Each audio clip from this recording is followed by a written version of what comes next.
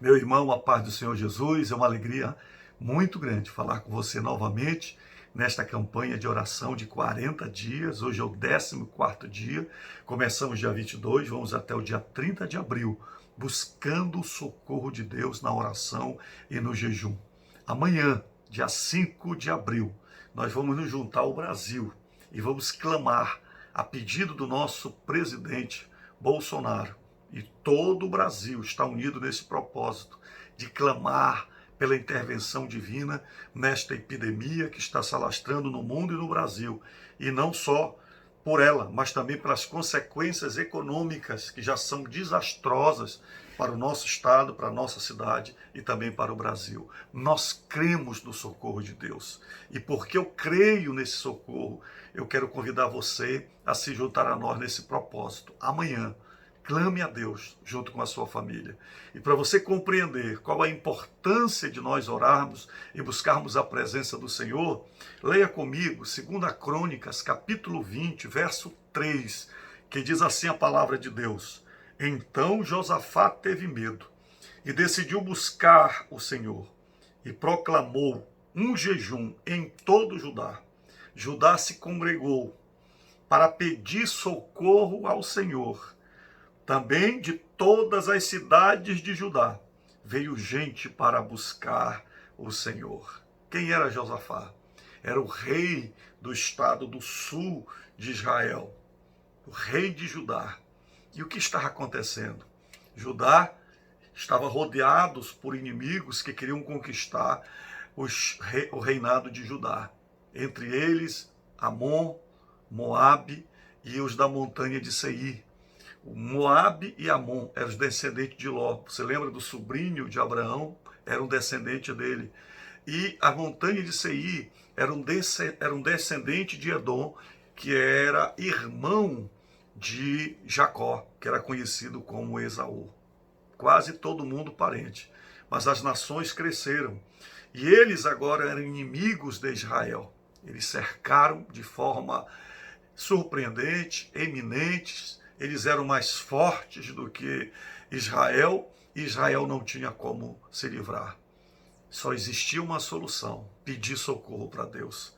Geralmente, queridos, precisamos do socorro de Deus quando o nosso problema é imenso, quando ele é iminente e urgente, e quando nós não temos solução para resolver.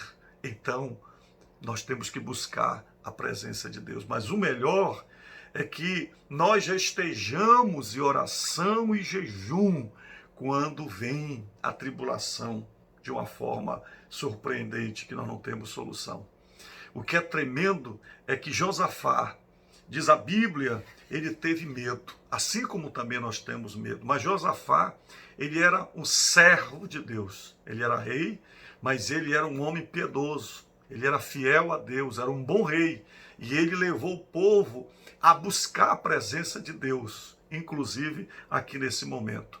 E na oração de Josafá, eu destaco 5 coisas que nós devemos lembrar quando nós pedimos o socorro de Deus. Em primeiro lugar, devemos lembrar que Deus é tremendo. Deus é soberano e Deus é maior do que os nossos inimigos. Se você ler o verso 6, Josafá orou assim: Ó Senhor Deus de nossos pais, não és tu Deus dos céus? Não és tu que dominas sobre todos os reinos dos povos? Na tua mão está a força e o poder, e não há quem te possa resistir.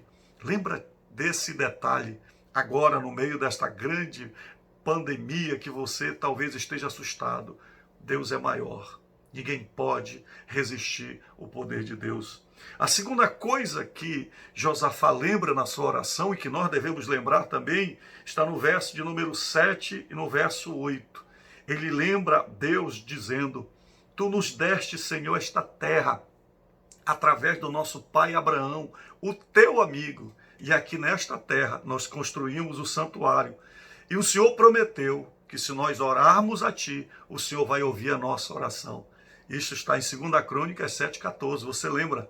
E se meu povo, que se chama pelo meu nome, se humilhar, orar e buscar minha face, converter dos seus maus caminhos, ouvirei do céu, perdoarei os seus pecados e sararei a sua terra.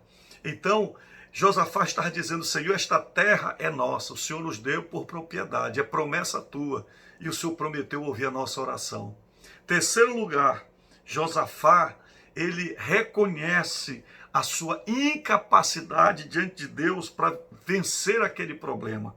No verso de número 12, ele diz: porque em nós não há força para resistirmos a esta grande multidão que vem contra nós. Sabe, querido, admitir que nós somos incapazes, que nós não podemos, não significa aceitar o fracasso. Significa apenas dizer que nós somos limitados.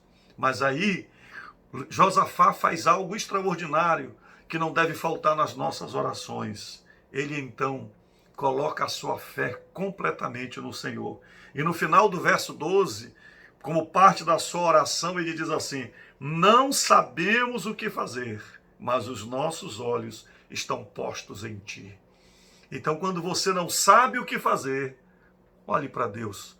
Quando o teu inimigo é maior do que você, confie em Deus. Quando os recursos acabarem, coloque os olhos em Deus. Desligue a televisão, desvie os seus olhares dessas estatísticas de morte. Coloque o seu olho em Deus, seus olhos no Senhor, e você vai receber a resposta de Deus. Será que Deus respondeu a oração de Josafá e lhe deu a vitória? O texto é extraordinário. Eu não tenho tempo de ler com você aqui, mas se você ler a partir do verso de número 13, Deus usa Jaziel, um profeta, e traz a resposta para Josafá. E qual foi a resposta de Deus para Josafá? Eu podia resumir aqui alguns detalhes. Primeiro detalhe, Deus fala para Josafá: não tenham medo. Não tenham medo. Verso de número 15, ele diz: não tenham medo, nem se assustem por causa desta grande multidão. Segundo lugar, Deus diz: a batalha é minha, eu vou lutar por vocês, pois esta batalha não é de vocês, mas de Deus. Mas a terceira coisa que Deus fala para Josafá e para o povo, que eles deveriam lutar, eles deveriam fazer o que era parte deles, e Deus iria lutar por eles. O que eu acho tremendo é que no verso de número 16, Deus diz assim: amanhã vocês irão ao encontro deles. Então, em toda batalha, em toda decisão, tem a nossa parte e tem a parte de Deus. Então, nessa pandemia, o governo está orientando: se isolem, cuide dos idosos, cuide daqueles que estão no grupo de riscos, diabéticos, aqueles que têm problema cardíacos, aqueles que estão com a imunidade baixa. Lave a mão com álcool gel, cuidado com a imunidade, com a higiene, use a máscara, mas faça a sua parte. Mas Deus está dizendo: eu vou lutar por vocês. E quarto lugar, sabe o que Deus manda o povo fazer? Apenas cantar e adorar. E é o que eles fazem. Diz a Bíblia que eles vão para o local indicado por Deus onde seria a batalha. Mas diz a Bíblia que eles colocam os levitas, os cantores na frente. E enquanto eles louvavam e adoravam o nome do Senhor, surpreendentemente, de forma inesperada, como são os milagres de Deus, diz a Bíblia que Deus confunde o arraial lá dos Moabitas, dos Amonitas e dos da montanha de Seir. E eles começam a se degladiar uns contra os outros. E a batalha que seria contra Israel passa a ser uma batalha entre eles próprios. E diz a palavra do Senhor que eles são completamente destruídos. Porque o verso 22 diz: o Senhor pôs emboscada contra os filhos de Amon, de Moabe e do monte Seir. E a Bíblia diz que eles são derrotados. Israel passa 3 dias juntando os despojos, os filhos de Judá, e eles adquirem riqueza no meio daquilo que parecia a maior tragédia e derrota da vida deles. Eu quero profetizar para você que Deus vai te dar a vitória. O verso 27 diz assim: o Senhor lhes tinha dado uma grande alegria com a vitória sobre os seus inimigos.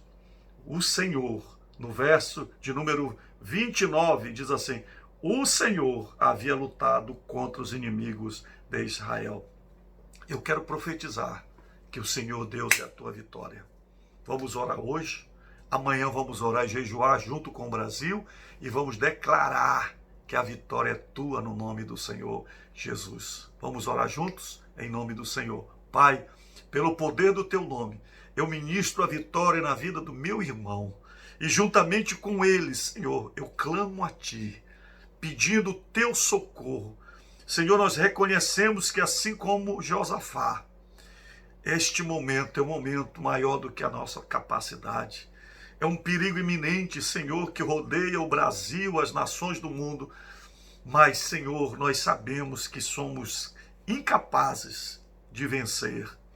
Mas o Senhor vai lutar por nós. O Senhor é poderoso, é soberano. O Senhor tem nos dado promessas. O Senhor é o Deus que nos ama.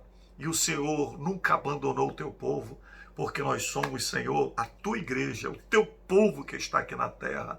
E o Senhor disse que se nós clamarmos a ti, o Senhor ouve a nossa oração para que o teu nome seja glorificado. Então, Senhor, dá vitória ao teu povo, dá vitória à família do teu filho, dá vitória para o Brasil. Abençoa o nosso presidente Bolsonaro, todos os seus ministros, abençoa, Senhor, todas as autoridades da República, abençoa o nosso governador, abençoa os seus secretários, abençoa, Senhor, o nosso prefeito, abençoa, Senhor, todas as autoridades do Brasil, abençoa aqueles que estão, Senhor, lutando contra esta pandemia. E eu quero te pedir, Senhor, dá socorro ao teu povo, dá socorro à tua igreja, dá socorro ao povo do Brasil, Senhor. Faz o teu milagre, intervém, Senhor, com o teu poder e faz aquilo que nós não podemos fazer, em nome de Jesus. Amém, Senhor. Deus te abençoe, querido. Confie na vitória de Deus.